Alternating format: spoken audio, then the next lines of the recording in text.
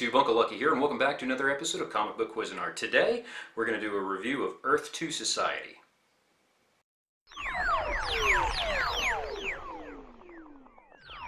So here we go, Earth 2 Society. There you go. Issue number 1. We're going to do number 1 through 5 today.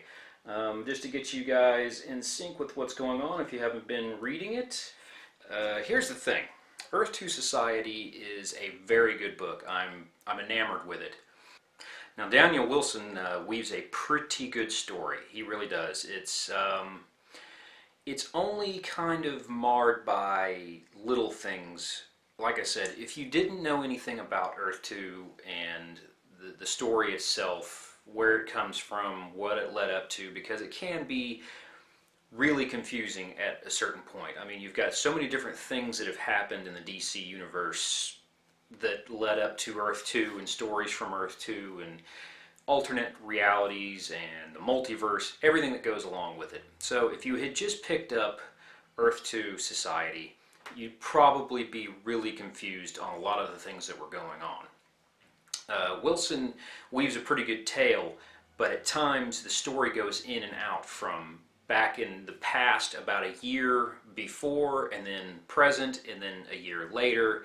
It kind of flip-flops all over the place. So I had to read a couple of the issues more than once to try and get my mindset on where they were. I mean, Wilson tells you as you go through page by page, you know, this is a year prior, but the jumping around can get confusing. So it's just something, if you're going to pick up this series run, something you might want to look at.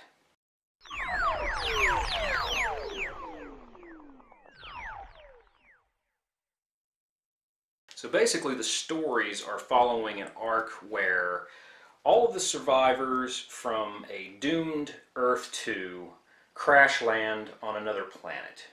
But the question is, and it's got a kind of a nice little whodunit sort of a scenario going on in the story itself. And if you look at these covers, just beautiful covers, really well done. The story for the first couple of issues is kind of telling the story of each hero. They're basically reacclimating all of us to the superheroes and the Justice League type characters, that are on Earth 2. But the story pretty much starts off with a chase, and there's a guy.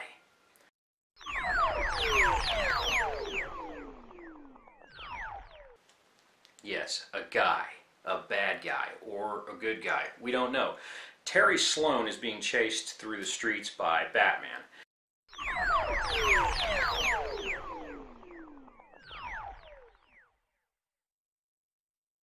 Now, this is where you're going to get, I mean, right away you get right into flashbacks and fast forward and back again. With every character that they introduce into the story arc, you have a flashback of what happened to them a year prior in what they call Planetfall.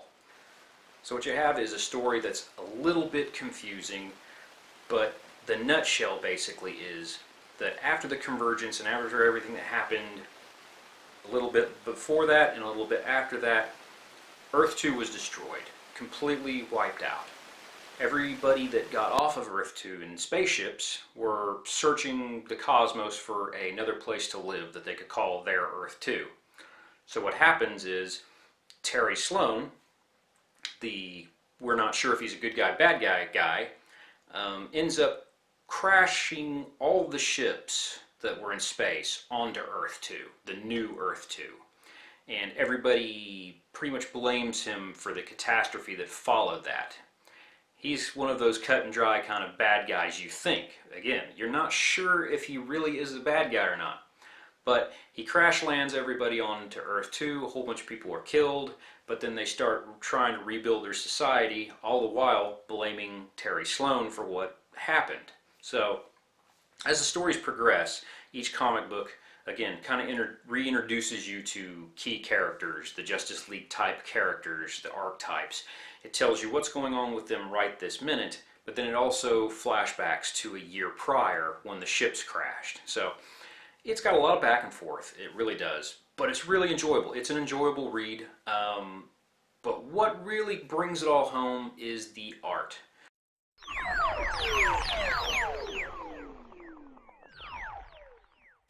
George Jimenez is really good. The colors pop, it's crisp, nice dark lines with really good outlines. It's really good work. I am enjoying every issue that I've read of this so far.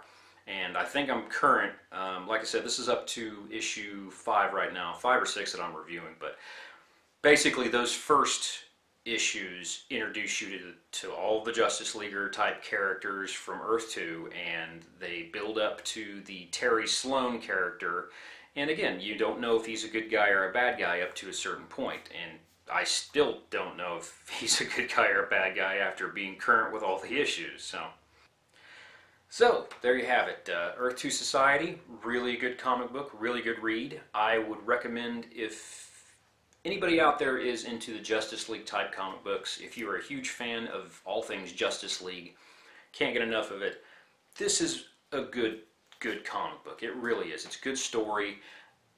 You know, my nitpicks being that it probably could have had a comic book or two leading up to the launch of Earth 2 Society. It could have had something that brought everything home before you jumped into it, because it can get really confusing jumping back and forth and not knowing all of the little things that happened, you know, before this. That's the hard sell, and I think this might be why a lot of people could be put off by this comic book series potentially, is because it's a hard sell, because they kind of throw you into it and you're flip-flopping back and forth. If you don't have a lot of information to go on prior to the story, you're going to be really confused. So it would probably be good, if any of you are going to pick up Earth 2 Society, that you go and do some research first. Go to the wikis, find a couple of comic books, maybe even have Convergence and a couple of other issues that go along with all of it, just to kind of get into the mindset of where they're at on these comic books. Minus that, the art is phenomenal. The story is really good. It really is. It's action-packed, not a lot of filler.